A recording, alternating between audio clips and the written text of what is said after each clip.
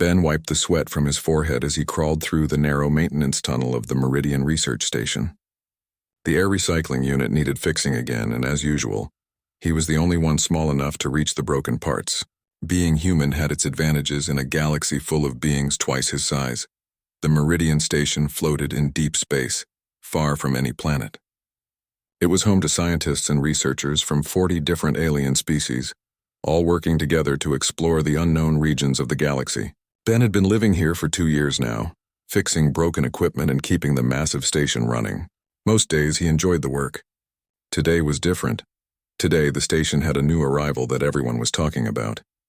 Ben finished his repairs and made his way to the main observation deck. Through the huge windows he could see stars scattered like diamonds against the black of space. But he was not looking at the stars. He was looking at the crowd of aliens gathered near the docking bay. They were all watching a single figure walk down the boarding ramp of a sleek silver ship. She was tall and graceful with pale blue skin that seemed to glow in the station's lights. Her hair was white as starlight, and her eyes were the color of liquid silver. She wore simple gray robes that moved like water around her as she walked. "That's her," whispered Tom, another human technician who had joined Ben at the window. "That's the Minbari." Ben nodded. Everyone on the station knew why she was here. The Minbari were famous throughout the galaxy for one thing: they could read minds. Not just emotions or surface thoughts, but deep memories and hidden secrets. They were so good at it that most species hired them as translators and peace negotiators.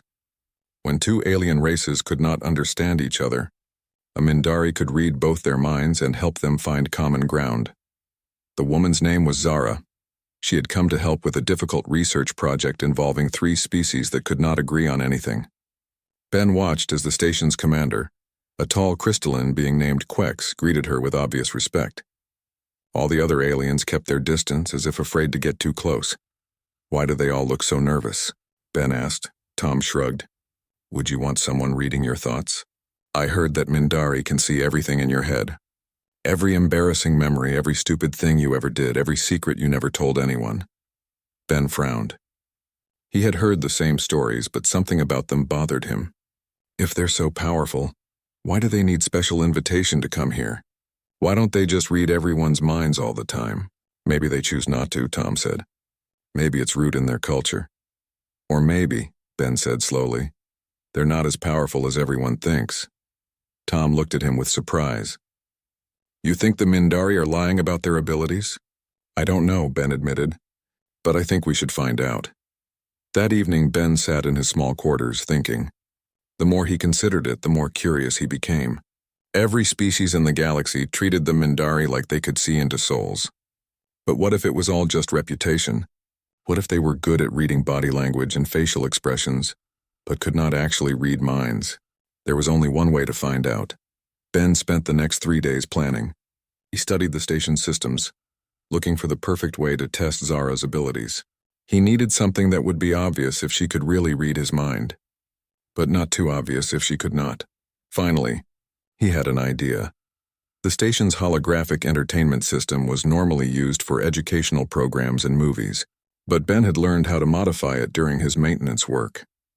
He could create holographic projections anywhere on the station and make them look completely real. His plan was simple. He would create a fake emergency about dangerous creatures from Earth that had somehow escaped from the cargo bay. The computer would announce that these Earth beasts were loose and potentially harmful to other species. Then Ben would activate his holographic projections. But here was the clever part. The dangerous Earth creatures would actually be completely harmless animals from his home planet. Puppies, kittens, hamsters, and baby rabbits. Things that looked cute and friendly, not scary at all. If Zara could really read his mind, she would know it was a prank before it started. If she could not, she would react like everyone else to the fake emergency. It was perfect. Ben waited until the night shift began. Most of the station's population was asleep, but there were still enough people awake to make the test interesting. He made his way to Maintenance Section 7, where he could access the main holographic controls without being seen. His hands moved quickly over the control panel. First, he programmed the emergency announcement. Then he set up the holographic projections to appear in the main corridors, the cafeteria, and the recreation areas. Small, cute Earth animals that would escape from their containers and run around the station Ben took a deep breath and activated the first part of his plan. Attention. All station personnel, the computer's voice echoed through the corridors. Emergency alert. Multiple Earth creatures have escaped from Cargo Bay 7. These animals may be dangerous to non-human species. All personnel should avoid contact and report sightings to security immediately. Ben smiled as he watched the security monitors. All over the station, aliens were stopping what they were doing and looking around nervously. He could see them talking to each other, probably wondering what terrible Earth beasts were now loose on their peaceful research station. Now for the second part. Ben activated the holographic projections. On the screen in front of him, he could see the first creature appear in Corridor 12. It was a small golden puppy, wagging its tail and looking around curiously. A group of tall blue aliens saw it and immediately backed away, but they looked confused. The dangerous Earth beast was not acting very dangerous. More projections activated. A tiny kitten appeared in the cafeteria, meowing softly as it walked between the tables. A hamster materialized in the recreation area, standing on its back legs and cleaning its whiskers. 3 baby rabbits hopped down the main corridor, their white fur glowing under the station's lights. Ben watched the monitors with growing amusement. The aliens were not running away in terror. Instead, they were gathering around the creatures with expressions of wonder and curiosity. Some were even trying to touch them, though their hands passed right through the holograms. Fascinating, he heard one alien scientist say over the comm system. These Earth beasts appear to have calming properties. My stress levels have decreased significantly just from observing this small furry creature. Ben laughed quietly. His prank was working even better than he had hoped. Not only were the dangerous animals obviously harmless, but they were actually making the aliens feel better. He was so busy watching the monitors that he did not hear footsteps behind him until it was too late. "I know your secret," said a soft voice. Ben spun around, his heart jumping in his chest. Zara stood behind him, her silver eyes glowing faintly in the dim light of the maintenance room. She was not smiling, but she did not look angry either. She looked curious. What?" Ben stammered. "What secret? I don't know what you're talking about." Zara stepped closer, and Ben could feel something strange happening in his head. It was like a gentle pressure, warm and not unpleasant, but definitely there. She was reading his mind. "Your prank," she said simply. "The fake emergency, the holographic animals. You wanted to test whether I could really read thoughts." Ben felt his face turn red. "Okay, yes, that's what I was doing. But how did you know? Did you really read my mind, or did you just figure it out from watching me?" Zara was quiet for a moment, her strange eyes studying his face. "Both," she said finally. "And neither. What does that mean?" Instead of answering immediately, Zara moved to stand beside him at the control panel. On the monitors, they could see aliens all over the station gathering around the holographic animals. Some were sitting on the floor next to the puppies. Others were gently trying to pet the kittens. The hamsters and rabbits had drawn small crowds of scientists who were taking detailed notes. "Your species is very unusual," Zara said quietly. "Most beings think in straight lines. They have one thought, then another thought, then another. Their minds are organized, logical, predictable." She pointed at one of the monitors where a group of crystalline beings were carefully observing a holographic kitten. "The Vixari think about problems step by step. First they gather data, then they analyze it, then they form conclusions. Their thoughts move like clockwork." On another monitor, tall insectoid creatures were examining a puppy with scientific interest. The Threx consider all possibilities in order, from most likely to least likely. Their minds work like computers, processing information in neat categories. Ben watched the aliens on the screens, not sure where Zara was going with this explanation. "But humans," Zara continued. "Humans are chaos." "Thanks a lot," Ben muttered. Zara turned to look at him, and for the first time she smiled. "You misunderstand. It is beautiful chaos." She moved her hand, and suddenly Ben could feel that strange pressure in his head again. But this time it was stronger. He could sense Zara's mind touching his own, carefully exploring his thoughts. "Right now," she said, her voice taking on a dreamy quality, "you are thinking about this conversation, but you're also remembering your childhood dog, a golden retriever named Max. You are worried about your sister back on Earth because she has not answered your last message. You are planning what to have for breakfast tomorrow. You are hearing a song in the back of your mind, something your mother used to sing. You are wondering if I can really hear all of this, and you are also thinking about how strange my eyes look, and whether the holographic animals will fool the security team when they investigate. Ben stared at her in shock. She was right about everything, even things he had not realized he was thinking about. All of these thoughts, Zara continued, are happening at the same time, not one after another, but together, like layers of music playing simultaneously. Most telepaths cannot handle human minds because there is too much happening at once. It is overwhelming. So why aren't you overwhelmed? Ben asked. Because I have been practicing, Zara said, and because I find human consciousness fascinating. Your mind is not organized like a library or a computer database. It is like a living storm, full of electricity and movement and unexpected connections. On the monitors, Ben could see that security teams had arrived to investigate the escaped creatures, but instead of capturing the animals, the security officers were also stopping to watch them. Even the station's commander, Quex, had come to see what was happening. The massive crystalline being stood perfectly still, observing a holographic hamster with what looked like wonder. There is something else, Zara said, her voice becoming more serious. Something I discovered when I read your mind while you were planning this prank. What? You did not choose these animals randomly. Your conscious mind wanted to test my abilities, yes, but your subconscious mind chose creatures that would bring joy, not fear. Even while planning a prank, some part of you was thinking about how to make others happy. Ben looked at the monitors again. She was right. All over the station, aliens who had been worried about dangerous Earth beasts were now relaxed and smiling. Some were even laughing as they watched the holographic animals play. This is what makes humans special, Zara said. Other species think logically, but humans think emotionally as well. You solve problems not just with your brain, but with your heart. You can hold complex contradictions in your mind without being confused by them. You can be practical and dreamy, serious and playful, logical and intuitive all at the same time. Ben felt a strange mixture of pride and embarrassment. So my prank actually worked? I mean, not the way I planned, but it worked? Better than you know, Zara said. Look, she pointed to monitors showing the main cafeteria. A group of aliens from 3 different species were sitting together at a table, all watching a holographic kitten play nearby. These were the same species that had been arguing for weeks about the research project, unable to agree on anything. Now they were talking quietly together, pointing at the kitten and sharing what looked like friendly conversation. Impossible, Ben whispered. They hate each other. They did, Zara agreed. But your dangerous Earth beasts have given them something to bond over. Sometimes the most serious problems require the most unexpected solutions. Ben stared at the screen, hardly believing what he was seeing. His silly prank had accidentally solved a diplomatic crisis that the station's best negotiators had been working on for months. I have to ask you something, Zara said suddenly. Why did you really want to test my abilities? What made you suspicious? Ben thought about it for a moment.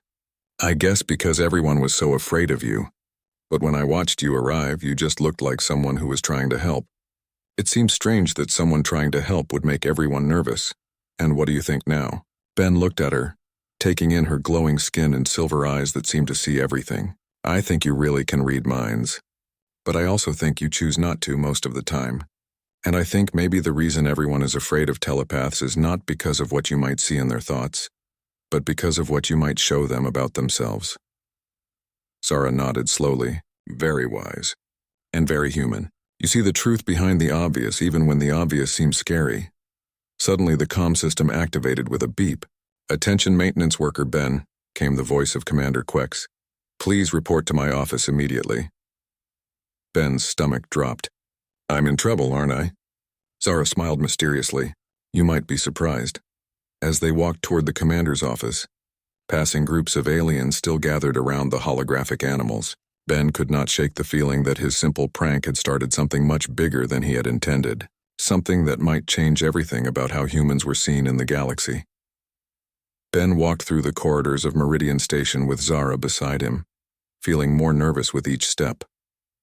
The holographic animals were still active, and everywhere they passed, aliens were gathered in small groups watching the Earth creatures with fascination. Some were taking detailed notes. Others were simply sitting quietly, looking more relaxed than Ben had ever seen them. Commander Quex sounded angry, Ben said, trying to keep his voice steady. I'm probably going to be sent back to Earth for this. Are you? Zara asked, tilting her head slightly. What does your intuition tell you? Ben thought about it. My intuition says that something weird is happening. The commander didn't sound angry exactly, more like excited. But that doesn't make sense. Human intuition is rarely wrong, Zara said. Your species has learned to read emotions and situations in ways that pure logic cannot explain. Trust that feeling. They reached the command section of the station, where the offices of the senior staff were located. The door to Commander Quex's office was larger than most, designed to accommodate the crystalline being's impressive height. Ben pressed the call button and the door slid open immediately. Ben, come in, came Quex's voice resonating like wind chimes in the large office. And Zara, thank you for bringing him. Ben stepped into the office and stopped in surprise. Commander Quex was not alone. The room was filled with senior staff from across the station. There was Dr. Myrn, the Vexari chief scientist, her crystalline body sparkling in the light. Captain Voss, the Threx security chief, stood near the window with his insectoid arms folded. At least a dozen other department heads were present, representing species from across the galaxy. All of them were looking at Ben. Sit down, Ben, Commander Quex said, gesturing to a chair in the center of the room. We need to talk. Ben sat down slowly, feeling like he was about to face a trial. Commander, I can explain about the prank. I know it was against regulations to use the holographic systems without permission, and I'm sorry if I caused any panic. Panic? Dr. Myrn spoke up, her voice like crystal bells. Young human, you have solved a problem that we have been struggling with for months. I don't understand, Ben said. Commander Quex moved closer, his massive form casting shadows across the room. Ben, are you aware that this station has been facing a serious crisis? You mean the research project? The one with the 3 species that couldn't agree on anything? Not just that, Captain Voss interjected, his voice clicking and buzzing in the way of his people. The Zephyrians, Altarians, and Centaurans have been on the verge of open conflict. Their disagreement about the research has escalated into something much more dangerous. Ben looked around the room in confusion, but they're just scientists. What could they be fighting about that's so serious? Resources, Commander Quex explained. The research project involves studying a newly discovered energy source that could power entire civilizations. Each species wants exclusive access to the technology. They have been threatening to leave the station and claim the discovery for themselves. Which would mean war, Dr. Myrn added sadly. Each species has powerful allies. If they cannot share this discovery, the conflict could spread across multiple star systems. Ben felt a chill run down his spine. And you think my prank somehow helped with this? See for yourself, Captain Voss said, activating a large wall screen. The screen showed the station's main cafeteria, where the 3 rival species were still gathered around the holographic kitten. But now Ben could see what he had missed before. They were not just watching the animal together. They were working together. Scientists from all 3 species had their tablets and instruments out, sharing data and discussing their observations. The Zephyrians noticed that their stress hormones decreased when observing your Earth creatures, Dr. Myrn explained. The Altarians discovered that the animals triggered their natural cooperation instincts. The Centaurans found that watching the creatures helped them think more creatively.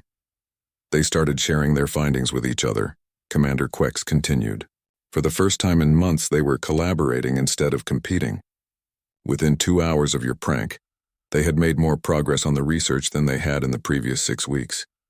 Ben stared at the screen in amazement. But they're just holograms. They're not even real.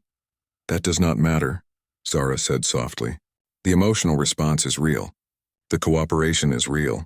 The breakthrough they achieved together is real. How is this possible? Ben asked. Dr. Myrn stepped forward. We believe it has to do with what we call the human factor. Your species has a unique ability to create harmony in chaos. You do not just solve problems logically. You solve them emotionally, socially, intuitively. But I didn't solve anything, Ben protested. I was just playing a prank. Exactly, Captain Voss said. You were not trying to be a diplomat or a mediator. You were simply being human, and somehow that was exactly what the situation needed. Commander Quex activated another screen, this one showing a complex star chart. Ben, there is something you need to know about humanity's place in the galaxy. Something that most humans are not aware of. Ben looked at the chart, which showed hundreds of star systems connected by trade routes and communication lines. Many of the connections were marked in red, indicating conflict or tension. "The galaxy is not as peaceful as it appears," Commander Quex explained. "There are ongoing disputes between dozens of species. Territory conflicts, resource wars, ideological differences. Most alien civilizations are very good at logical thinking, but they struggle with compromise and creative problem-solving. This is where humans become valuable," Dr. Mern added.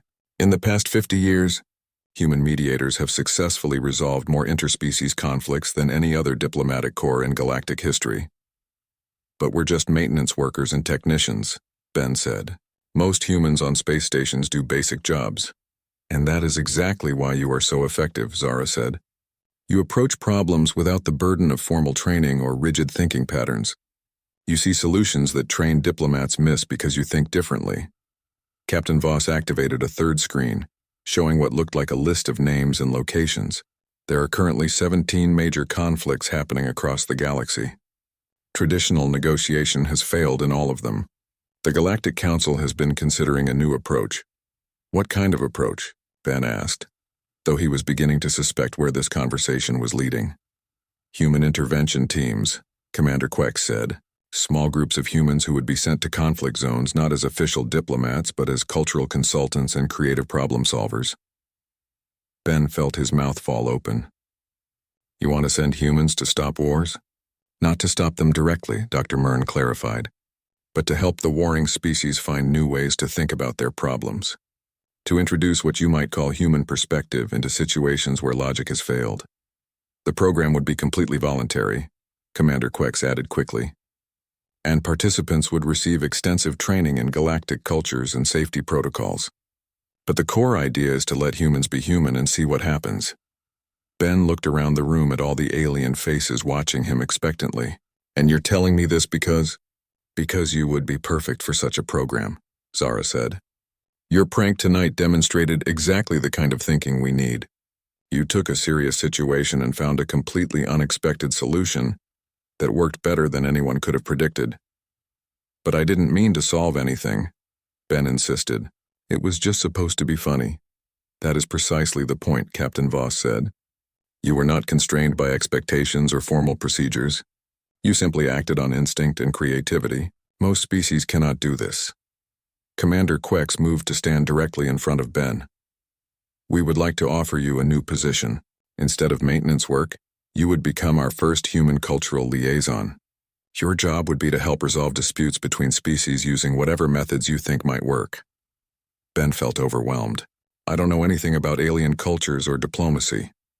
"You know about being human," Zara said, "and that may be more valuable than any formal training." Dr. Mern stepped forward with a tablet in her hands. "We have already received a request for assistance. There is a mining dispute in the Kepler sector between two species that has been going on for 3 years. Both sides have asked for mediation, but every official attempt has failed." "What makes you think I could do better?" Ben asked. "Because you think like a human," Captain Voss replied. "You see connections and possibilities that escape logical analysis. Tonight you accidentally solved a problem that our best minds could not handle." Ben looked at the tablet Dr. Mern was holding. On the screen he could see images of two very different alien species. One looked like giant praying mantises, while the other resembled walking coral formations. They were fighting over mining rights to an asteroid field that contained rare crystals both species needed for their technology. "What do you think?" Commander Quex asked. "Are you willing to try?" Ben studied the images, letting his mind wander the way it always did when faced with a problem. The mantis-like aliens seemed very rigid and formal in their poses. The coral aliens looked more fluid and organic. They probably thought about things in completely different ways, which meant traditional diplomacy would be difficult. But what if the solution was not about changing how they thought, but about giving them something they could both relate to? "I have an idea," Ben said slowly. "But it's going to sound crazy." "The best human ideas usually do," Zara said with a smile. Ben looked around the room at all the expectant faces. "The mantis people and the coral people are fighting over crystals, right? What if we introduce them to Earth's concept of crystal gardens? Places where crystals and living organisms grow together in harmony." "Explain," Dr. Mern said, leaning forward with interest. Well, on Earth we have gardens where people grow crystals and plants together. The crystals provide structure and focus, while the plants provide life and growth. Maybe we could help these two species see that they don't have to fight over the crystals. They could work together to create something beautiful.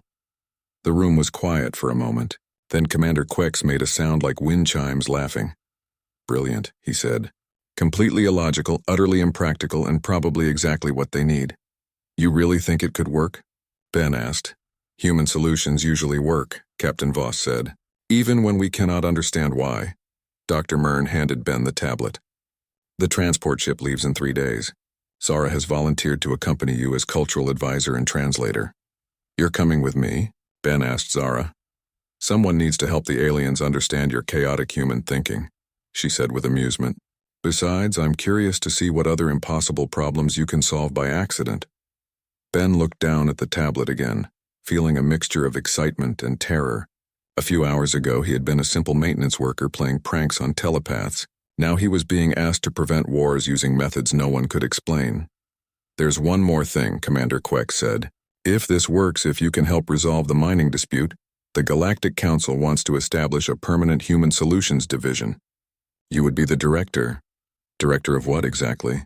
"Director of impossible things," Zara said. "Officially, you would be the director of alternative problem resolution. But I like my title better." Ben stood up slowly, still trying to process everything that had happened. "So let me get this straight. I played a prank with holographic puppies, accidentally solved a diplomatic crisis, and now you want me to become a professional problem solver for the entire galaxy? When you put it like that, it does sound rather improbable," Dr. Mern admitted. "Improbable is what humans do best," Captain Voss added. Ben looked around the room one more time, at all these brilliant alien minds who somehow thought that his chaotic human brain could solve problems they could not. It was terrifying and exciting and completely insane. "Okay," he said finally. "I'll try." The room erupted in various alien expressions of celebration. Commander Quex's crystalline body chimed like church bells. Dr. Mern's skin sparkled with rainbow colors. Captain Voss clicked and buzzed, and what Ben had learned was Threk's laughter. "But I have one condition," Ben added. "What is that?" Commander Quex asked. "I want to keep the holographic animals active on the station. If they're helping people get along, why turn them off?" Zara laughed, a sound like silver music. "Very human. Always thinking about happiness, even in the middle of serious business." "Is that a yes?" "That is definitely a yes," Commander Quex said. "Though we may need to expand the program. I have already received requests from other stations who want their own Earth creatures." As the meeting broke up and the various department heads filed out of the office, Ben found himself alone with Zara. She was watching him with those strange silver eyes, and he could feel the gentle pressure that meant she was reading his thoughts. "What do you see in there?" he asked. "Chaos," she said with a smile. "Beautiful, impossible, wonderful chaos. You are thinking about crystal gardens and worried about your sister and planning what to pack for the trip, and remembering a joke someone told you last week and wondering if this is all a dream. Is it working? The mind reading, I mean. Are you getting used to human thoughts?" "I am learning," Zara said.